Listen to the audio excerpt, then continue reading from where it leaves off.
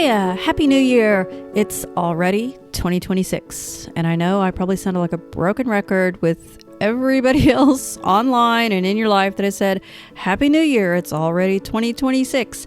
And yet, we're going to move forward. So do you set New Year's goals, New Year's resolutions? Have you done that? That is something that we always think about, plan, start about. What about, this is my word for the year. This is my song for the year. This is my principle for the year. This is my motivation for the year. These are all well, good, fine, and dandy. And yet what happens when we get to the end of January, the end of February, the middle of March? You know what happens. I know what happens. So maybe let's do something different this year. I have an idea. Sometimes I wonder if New Year's goals are a carryover of the pre-holiday. I'm going to wrap the gifts and I'm going to have the perfect table and I'm going to get all my shopping done by November 11th. And then we're going to have this great party and then we're going to have all these events and it's going to be magical and fabulous and the best Christmas ever. And we immediately, maybe not we, maybe it has just been me in the past, really overplan, overthink, because I would never overthink. I don't know about you, but I overthink a lot of the time. But it's this buildup, this excitement, which is wonderful. But do we really have the capacity to hold all of that amazing stuff from the beginning of November or even back it up to October all the way through and push and grow and hustle and have all the fun things right up through the new year? And then we get to the new year and it's like, okay, I didn't get everything done for the holiday I wanted to do, but now I'm going to make these goals and I'm going to lose 15 pounds and I'm going to work out every day and I'm going to work on my BMI and I'm going to eat better and I'm going to cut out sugar. And then I'm going to get my finances in order so I can save this much money. So next year when Christmas comes around, I'll have a lot of extra money that I didn't have this year. And, by the way, I want to redo the entire house, or at least the bedroom. And we plan and think and set goal upon goal upon goal. Maybe it's for a long term, maybe it's a short term goal for the year. But we're coming off of the holiday season where we've tried to accomplish, and I may just be speaking to myself here, but we've tried to accomplish massive goals and amazing things. And maybe we got them done. Maybe we got some of them done. Maybe we didn't get any of them done. And then we go right into New Year and we pile more goals and expectations and resolutions on top of that. And it just can seem overwhelming. Does that resonate with you at all? So here's my plan, my idea, my thought. Just pick a word and shove it in this sentence somewhere. This is my thinking. What if instead of adding more things and wanting to accomplish more things and setting myself up, yourself, ourselves up for these great expectations, which are fine and dandy, wonderful.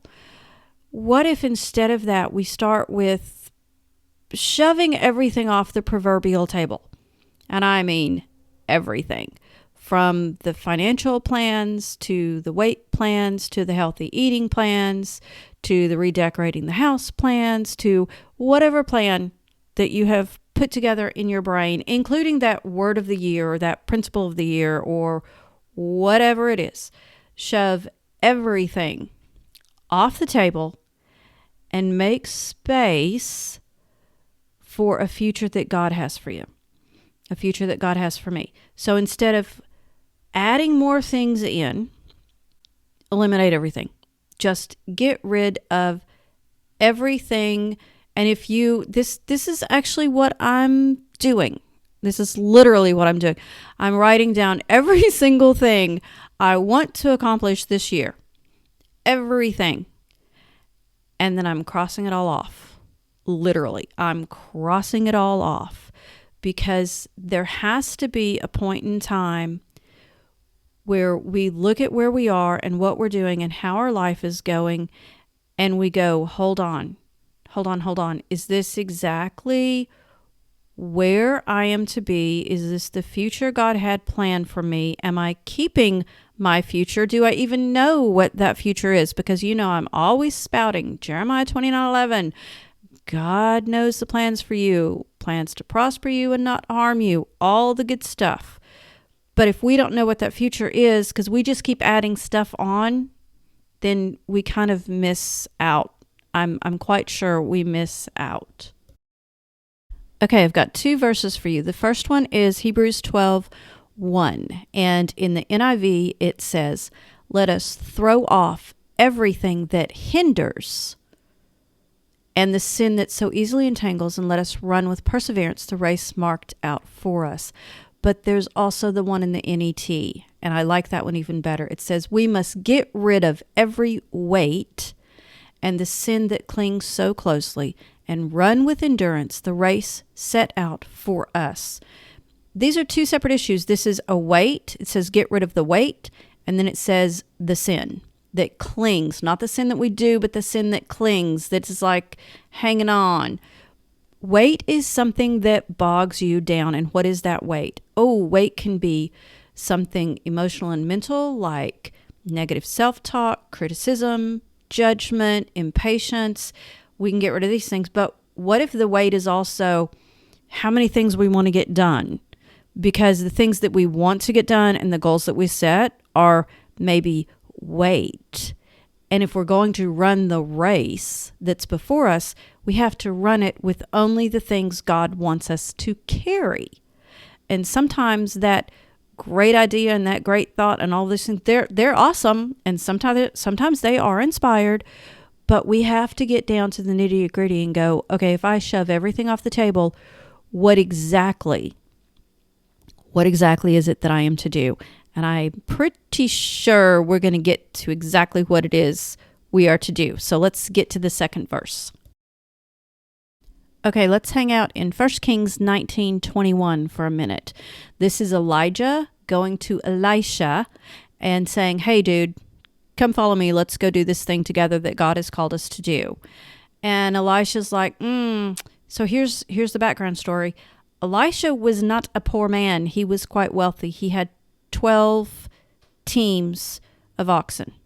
Okay, this is not a poor guy. He is a wealthy fellow. And Elijah's like, guess what? God's calling you to do something else. Are you in? So what does Elisha do? He ultimately and finally is like, yep, I'm in. And this is like in between 1919 and 1921. I'm paraphrasing big time. Go look it up. So Elisha. It's hard to get these guys' names apart. Elisha takes the yoke and the harness off the oxen, and he kills the oxen, and he burns the yoke and the harness. He literally burns down the thing that symbolizes his wealth, and it's not something he could carry.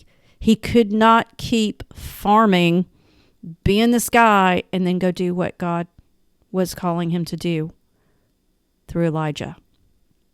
That is profound to me. He took the weight, which oxen are heavy, yoke and harness are heavy. He took the weight and he got rid of it. And he's like, okay, let's go. So here's what I'm thinking.